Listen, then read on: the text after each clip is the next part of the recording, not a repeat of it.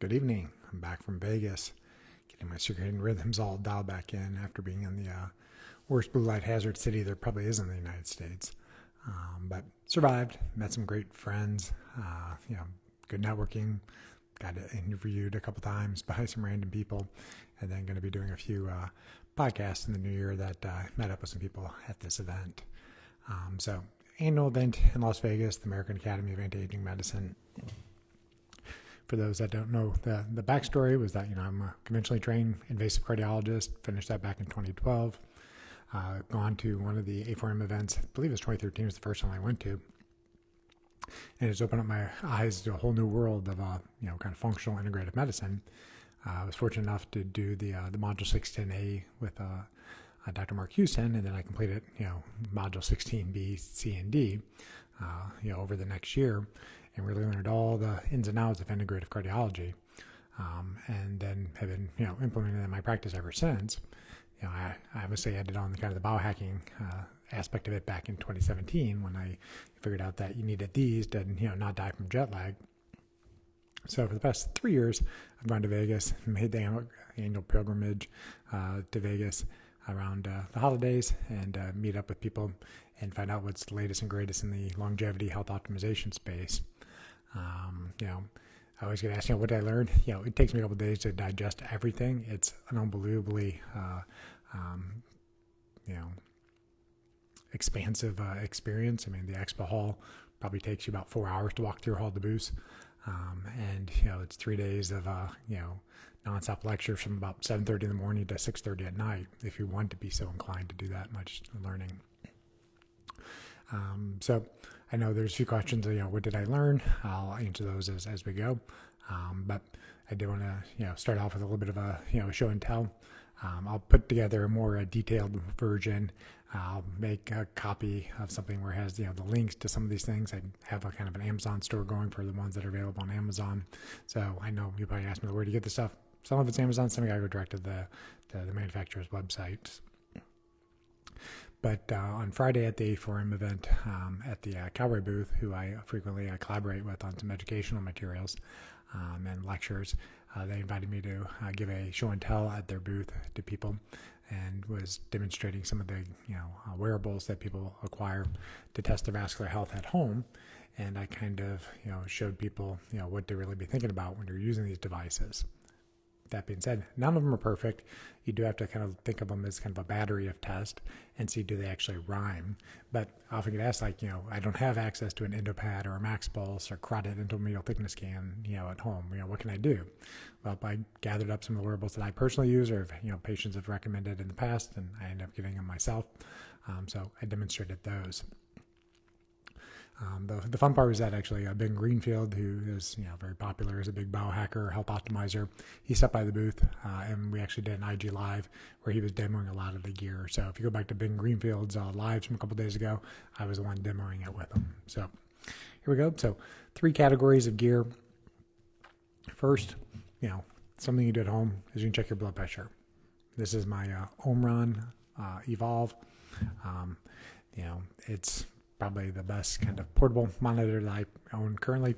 I am pretty excited, and this probably, I think it always flips it backwards when I do it on Instagram, but there's a device from CardiX. It's called the Connect QT, and this device not only does blood pressure, but it does pulse wave velocity. So it's somewhat equivalent to my Max Pulse that I have in the office.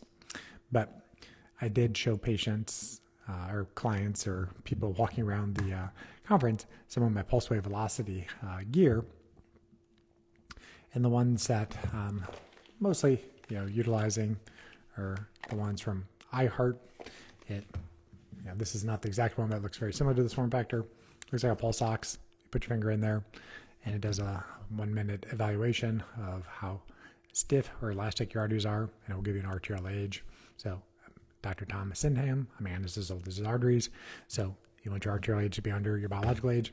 But this new Connect Q, which I signed up for, I'm on the wait list, but I think it's going to get released in January.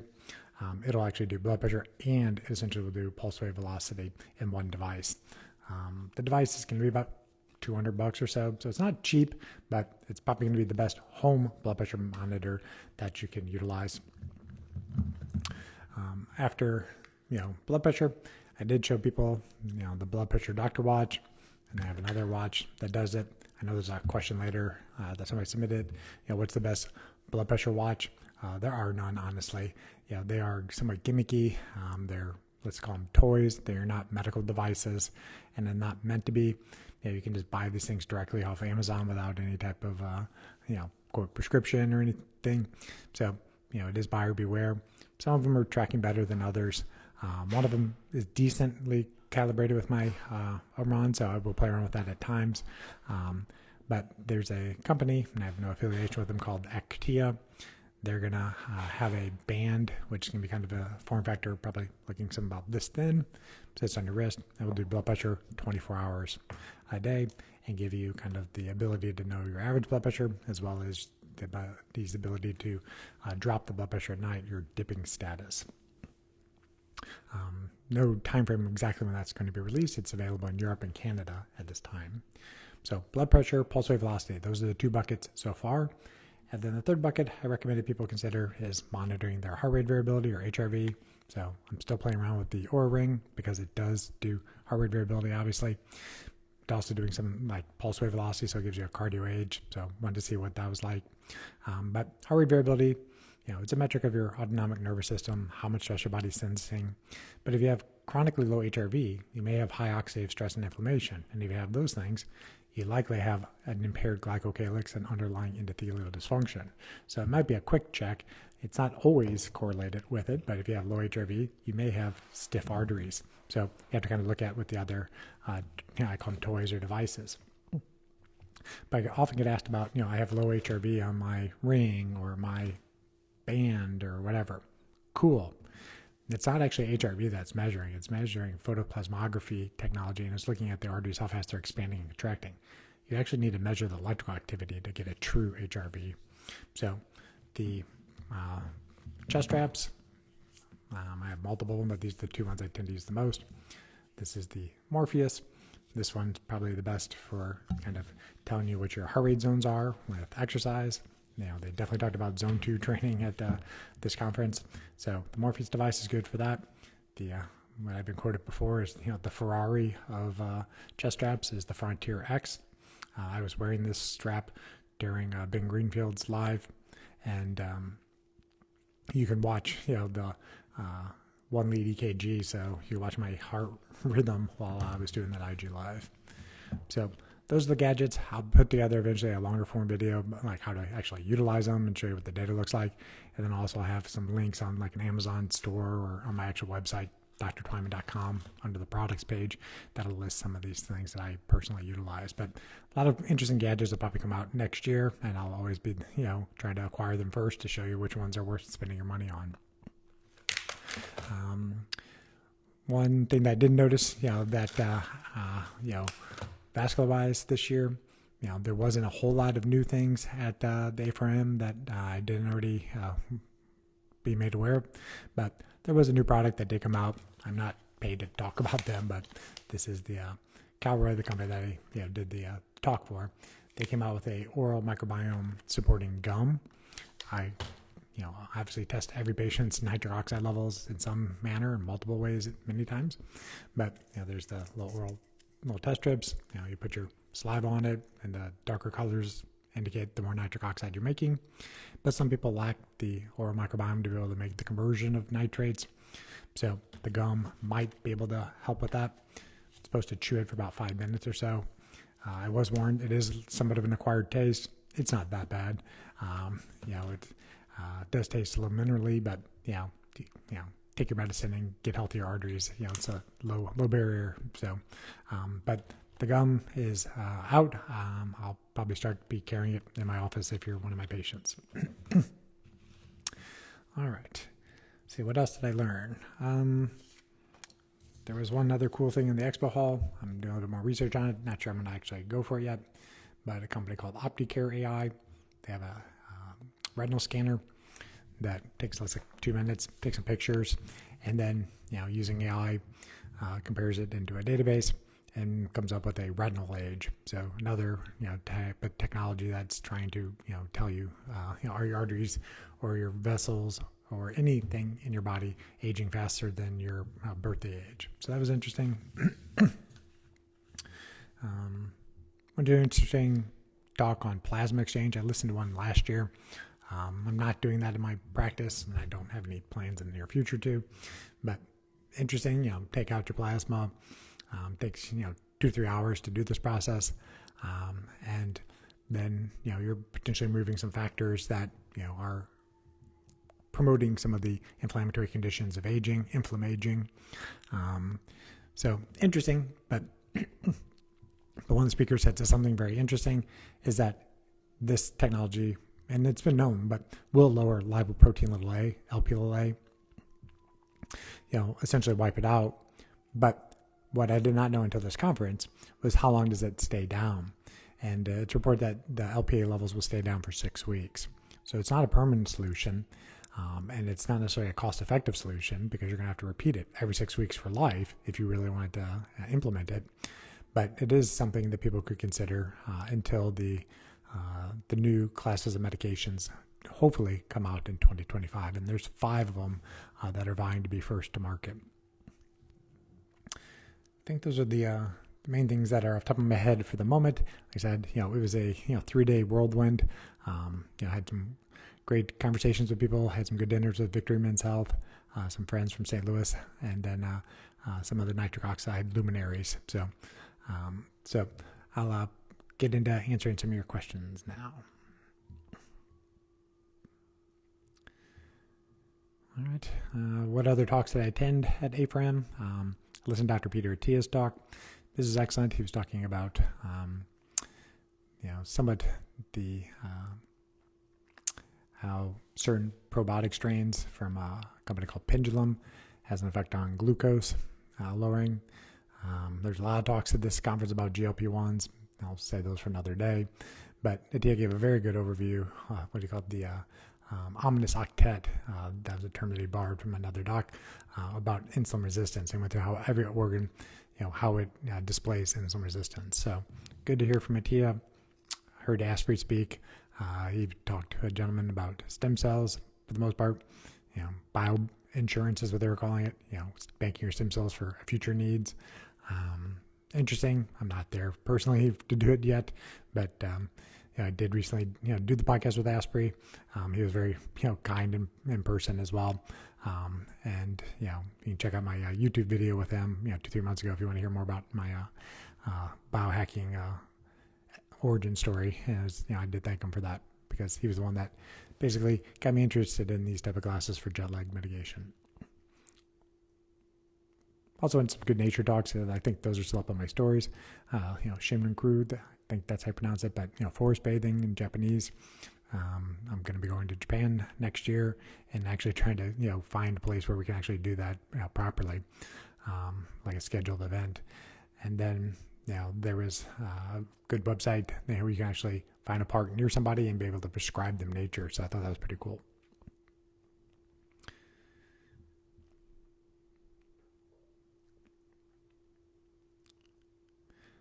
All right, so is it safe to take creatine if you have heart disease?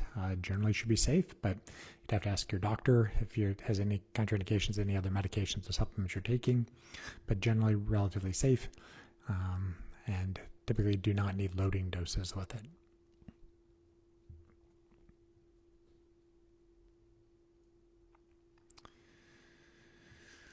All right, top 5 longevity devices you would have or would add to your collection if cost was not a factor.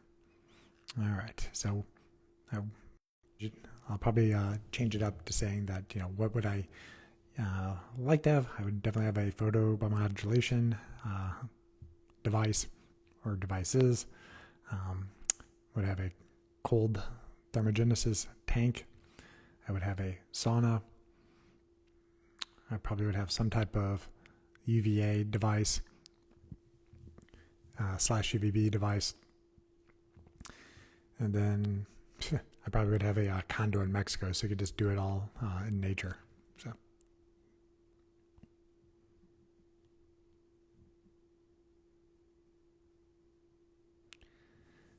All right, so best blood pressure watch, there is not one yet. Actia, AKTIIA, they should have one coming out in 2025. And I'll definitely be one of the first ones to get it, and I'll talk about it here. At what level do I recommend fibrates for high triglycerides? Thank you, you're welcome. So this is one of the cases where that is indicated, is if you have high triglycerides that are not amenable to lifestyle interventions, increased physical activity, decreased carbohydrate intake, decreased alcohol intake. If you've had pancreatitis, or you have triglycerides generally over 300, would consider fibrates at helping lower triglycerides, mainly to lower the risk of pancreatitis, not for vascular risk reduction. And it's generally well tolerated. I don't use a whole lot of it anymore, but probably 15, 20 years ago, I was using a lot more for elevated triglycerides.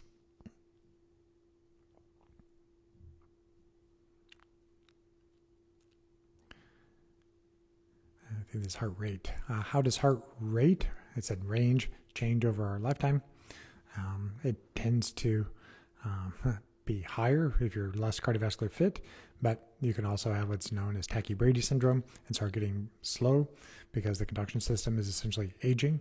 So it's somewhat variable, and it depends on thyroid function, your exercise capacity, what else is going on in your system. But generally, unless you're symptomatic, there's nothing you're necessarily going to do differently about it. But that's what's the power of these wearables will be, is that you can have trends. I just actually looked at today that I have over 8 years of data off and on. I didn't always use it, but 8 years of data using Aura. So you can see okay, what was your heart rate when you're in your 40s versus your 50s or 60s? You'll be able to longitudinally look at that.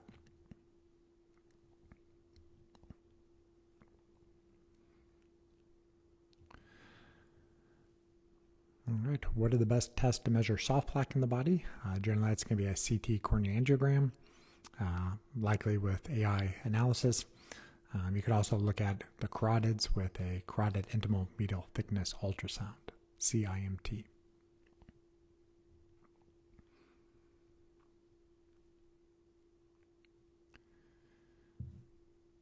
Can we eliminate soft plaque from the body naturally and quickly without plaque rupturing? I don't know about, quote, naturally and quickly, meaning absolutely no supplements, no medications, unknown. I don't think there's people that have done imaging in arteries invasively or using the newer technologies with AI, did not take any medications or supplements, and then repeated the test and showed that there's an improvement. I don't know if that data exists. I can tell you only in my experience, my N of 1, is that I was not on any prescription agents. So I was doing most things, quote, naturally. So doing all the usual circadian biology optimization. So my stress management's on par. You saw in my story the other day, I got a 101-day streak on meditating right now. And I sleep awesome, except when I'm traveling to Vegas. So I did most things natural, but took some supplements. I was doing things that supported nitric oxide, supported the glycocalyx. Kylogarlic also was on board. And I had soft plaque shrink 6% in over 2 years. So it is possible, and no plaques ruptured in that process.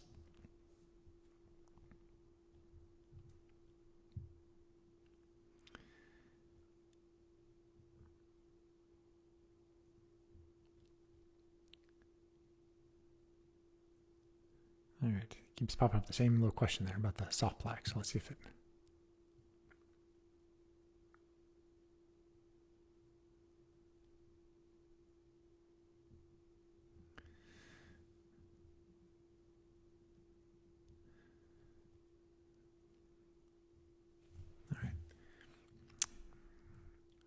So he says, what new things I learned at the conference in Las Vegas? I talked about it at the top of the hour. If any other ideas come up from it after I kind of digest all the stuff I learned, I'll keep sharing it in my stories here.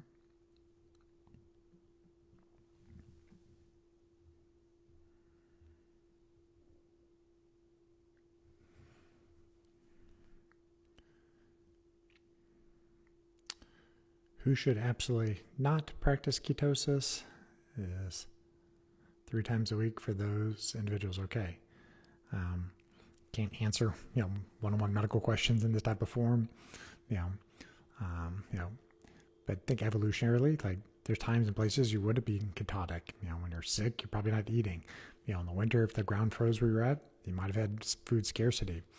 There's a very good point that Dr. Peter Tia made, is that, if Homo sapiens are over 200,000 years old, it's literally only been in the 70 past years that we've had food abundance. So it's a blink of the eye. The greatest majority of time the humans, were around, they faced the risk of starvation.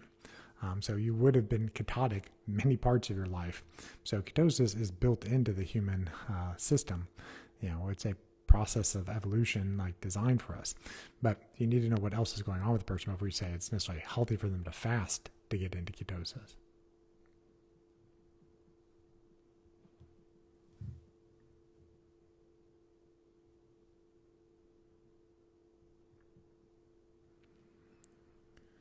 What are my thoughts on nattokinase? Beneficial, particularly if you have high fibrinogen levels, have history of blood clots. People asking, what do I personally take? I don't know why that's ever that interesting for people. I'm not like aspirin. I'm not taking hundreds of things.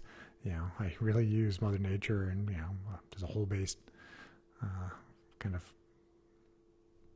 My nutrition's even not that interesting, but currently take a glycocalyx promoter, so take arterisol, take a nitric oxide promoter. Generally it's Vascanox, but sometimes it's N101. And then take chyloic garlic. Every once in a while take methylene blue. That's about all I do right now.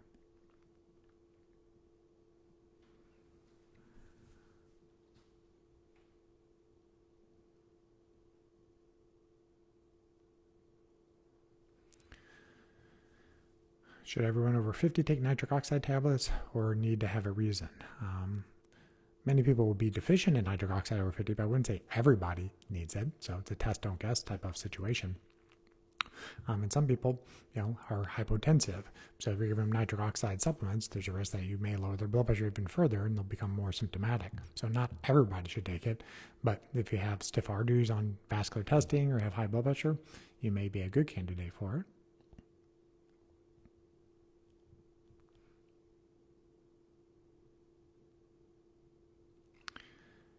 How often should you get a CT coronary calcium score if you scored a 16 on a scan? This is going to be a nuanced question, but my personal experience is that if your score is over 0, you probably should not repeat it. If you're going to repeat a test, you should do a CT coronary angiogram because you want to assess for how much soft plaque you also have. That's really what you're wanting to try to treat. The calcifications, are stabilizing functions. If they go up, you're just stabilizing soft plaque and making it firm. So not terribly useful in my mind to repeat a calcium score unless the score is 0.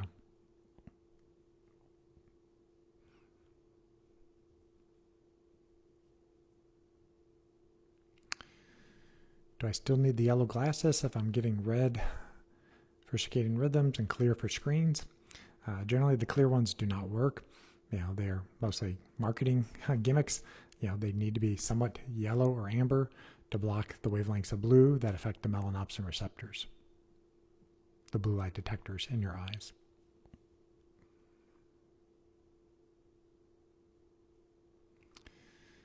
What is my opinion on a Whole30 diet? Eat it if you like it. I'm pretty agnostic on nutrition as long as people are hitting their protein goals. And then depends on, if they're, insulin resistant. And it does depend, are they trying to gain mass? Or are they trying to lose mass? So are they wanting to be isocaloric, or do they need to be in a caloric deficit?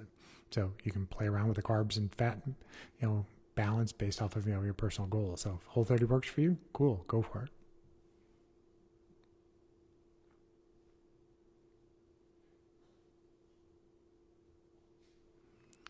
Don't know exactly what this question is about, but it says comments and tips on labs, 54-year-old female. I don't know. There's somebody that tried to take screenshots of some labs, and I can't see anything in Instagram. It shows up with literally the size of a dime. So I have no idea what those are, if that's what you were commenting on. But typically, if you're over 50, should have some type of vascular assessment with lipoprotein assessment, lipoprotein allay, something that looks at metabolic markers like A1C, insulin, homocysteine, uric acid, thyroid function. And then 54-year-old, likely you're perimenopausal or menopausal, so you probably would want to have your female hormones checked and, talk to your doctors. If you're symptomatic, then you may talk to them about, hormone replacement therapy if it's right for you. So that's where I would potentially start. But labs, honestly, I do them all day long, but they're not nearly as important as what you're doing in your lifestyle. So are you sleeping well? Are you managing your stress? Are you getting some exercise? Are you eating a diet that hits your macros that you need? Focus on the basics first. The labs just generally confirm what you should know.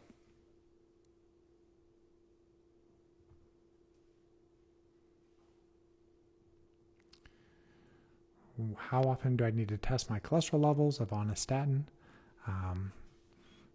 That's a great question. I don't think there's any formal guidelines anymore on this. It used to be if you start a statin and then you change the dose, you had to check a traditional cholesterol panel 6 weeks later, plus liver enzymes. They've been taken out of the guidelines many years ago. But in clinical practice, I generally repeat lipoproteins every 4 to 6 months. And if you're making a dose change, maybe I would do it sooner, but but if you're on a stable dose and nothing's changed, once or twice a year.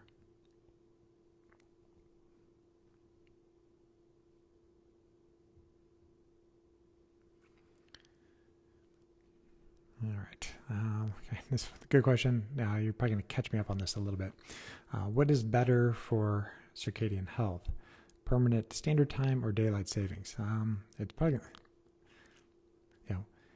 this is a great question. You want to have permanent standard time. You don't want to have, daylight savings.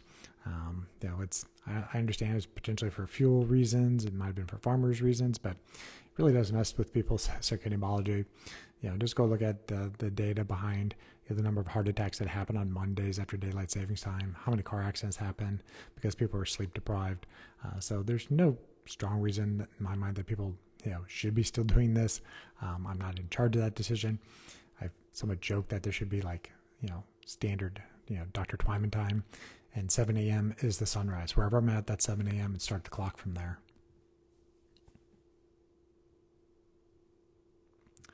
All right. So I think I got through all the pre-submitted questions and went through the little show and tell at the beginning of some of the toys and gadgets I showed off in Las Vegas. So I think it's going to pause for a second. My battery's getting low, so I'll try to answer a couple of things and hopefully my battery doesn't die, and then I'll sign off here. Yeah, it was pretty fun to be in the expo hall. I ran into a lot of people who are following me here on Instagram. I'm still pretty new to this game on social media. That getting recognized in public is always something pretty interesting.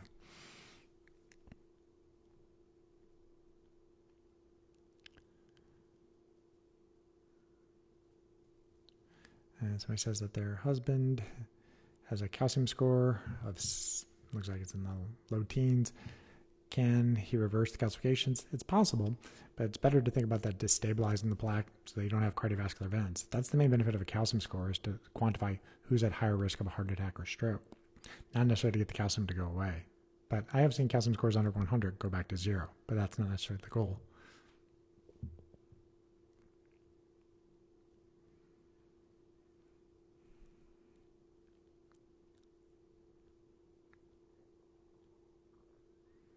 Somebody says, thoughts on grounding sheets? I get this question a lot. Had family members, at least 2 sets of them, asking me about these, and it must be the popular gift this year. Yes, humans were designed to be, grounded, but no, we're not designed to have grounding sheets that plug into AC power grids. Not a popular, opinion probably. Convenient, of course, but not probably optimal for health. You invite jump conduction. You're basically a piece of steak on a piece of metal, and you're in a microwave, potentially. You have no idea unless you're testing. Are you doing body voltages to figure it out? Are you drawing straight electricity to yourself? Probably not.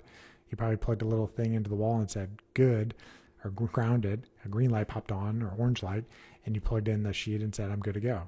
Some people report tremendous sleep with grounding sheets. Some people get extremely nauseous and have nightmares. I'm in the latter category. So I don't like them for myself where I'm currently living. But if you're going to use them, the optimal way would be get a copper wire, go to the hardware store, wrap it around the wire that comes with the grounding sheets, put it outside your window or door, and put it into a copper plug that you can drive into this ground. If you do that and you're truly grounded, then I'd be on board with it.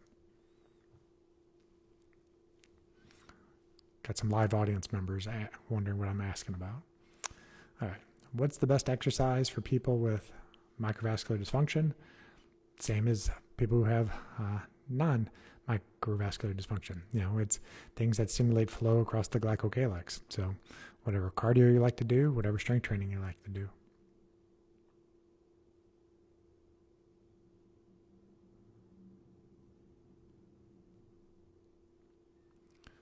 I think somebody says they got the iHeart today. How do you measure the vascular health?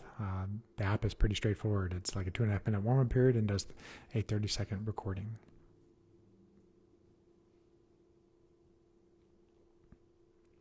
How often should you have a blood test to get your cholesterol levels checked if you have familial hypercholesterolemia? Depends.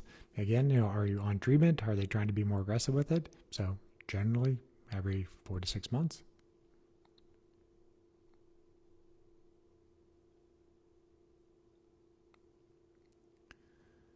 What can be the cause of dramatic fluctuating blood pressure changes, especially during exercise and after a meal? There may be certain autonomic nervous system imbalances, certain hormonal imbalances, thyroid. 24-hour blood pressure monitor is key to figuring that out. And so there's various vendors that make them. Welsh Allen is the one we use in our office. But a 24-hour monitor is the only way you would kind of figure out what's driving that. See Dr. G on here. I met him in person at the event. And I'm going to be doing a podcast with him sometime in 2025. He's a men's health expert. What are my thoughts on cayenne pepper for overall health? Neutral. I don't have great experience with it, but if you can tolerate it, go for it.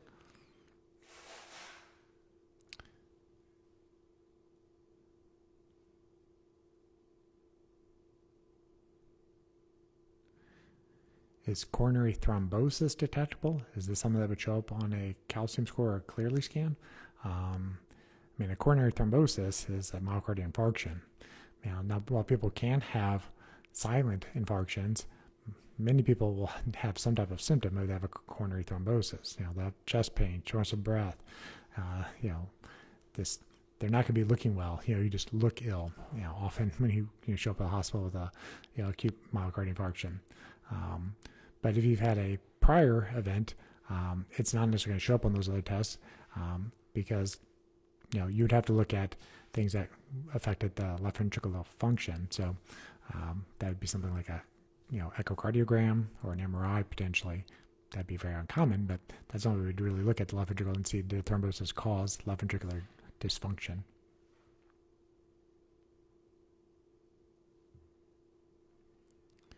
All right, and so this is a question I can't give formal recommendations to because you're not a patient of mine. But person says that they have a family member who says that they think statins are causing her to feel unwell. Is it unsafe to stop them for a week? You definitely have to talk to the doctor who prescribed them to make that call. But if you're having symptoms, statins aren't the only tool to lower lipoproteins. So you can talk to the doctor and say is there something else you can consider, or decreasing the dose, or intermittent dosing, or changing the statin? Those are the questions you need to be thinking about. Can high blood pressure cause imbalance? Potentially.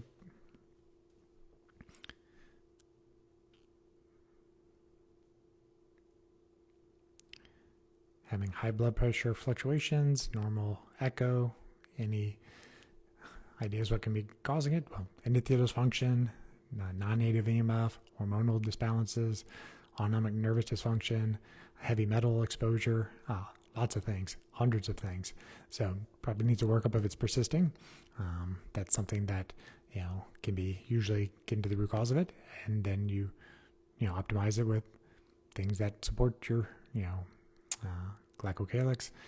And if there's something that biochemically you can fix, you fix that, and oftentimes the blood pressure is improved, because blood pressure is not, it is a disease, but it's something in your environment that you haven't yet optimized or withdrawn the offending agents.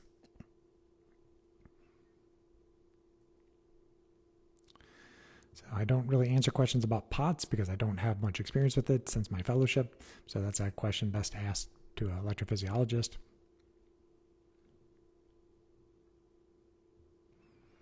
All right, and I'll answer one more question, and then I'm going to sign off for the evening because I'm down to like 2% battery here, I think. All right, what would I say to a 43-year-old with a CAC over 100 regarding statin or PCSK9 inhibitors? Are they necessary in that case? It's risk versus benefit. Nothing's ever necessary, but it would be recommended. 43-year-old with a positive calcium score, is not normal. I've seen it, but it's not normal. So you're already higher risk than most of your peers. Those two medications you recommended are tools that can help lower that risk. Like anything, there's always a trade-off. Can there be side effects from them? Yes, but the risk of myocardial infarction is not low. It's somewhere between 4 and 5% over the next 10 years if you don't do something about it.